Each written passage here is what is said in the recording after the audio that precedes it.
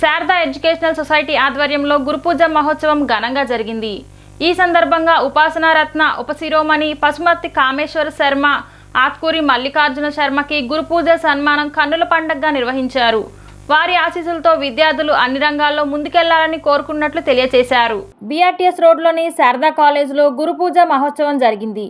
ఈ కార్యక్రమాన్ని ఉద్దేశించి అతిథులు మాట్లాడుతూ విద్యారంగం ప్రాధాన్యత, మహాభారతం, భాగవతం, వేదాల యొక్క గొప్పతనం, వ్యాస పౌర్ణమి గురించి వివరించారు।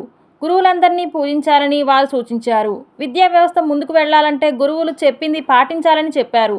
గురువుని మించిన దైవం మరొకటి లేదని వారు స్పష్టం చేశారు। పౌర్ణమి చాలా పర్వదినం। వ్యాస భగవానుడు జగద్గురు అన్నమాట। ఆయన వేదములన్నీ కూడా మొట్టమొదటిగా అన్నీ కలిపి ఉండేవి।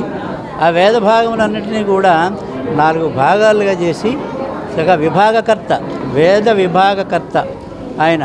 యజుర్వేదం, సామవేదం, ఋగ్వేదం, అథర్వణ వేదం ఇలా 4 రకాలుగా దాన్ని విభాగం చేసి ఏ సబ్జెక్టు దేంట్లో ఉండాలి అనేటువంటిది, ఏది కావాలంటే ఏది మనం నేర్చుకోవాలి, ఏ వేదాన్ని నేర్చుకోవాలి అనేటువంటిది విభాగం చేసినటువంటి వారు వ్యాస భగవానుడు। వ్యాసుడు అనేటువంటిది ఆయన యొక్క పేరు కాదు, అదొక బిరుదు అన్నమాట, ఒక వ్యవస్థ। సొసైటీ గత 50 సంవత్సరాలుగా ఈ గురు పూర్ణిమ అనే కార్యక్రమాన్ని నిర్వర్తిస్తూ ఉంది।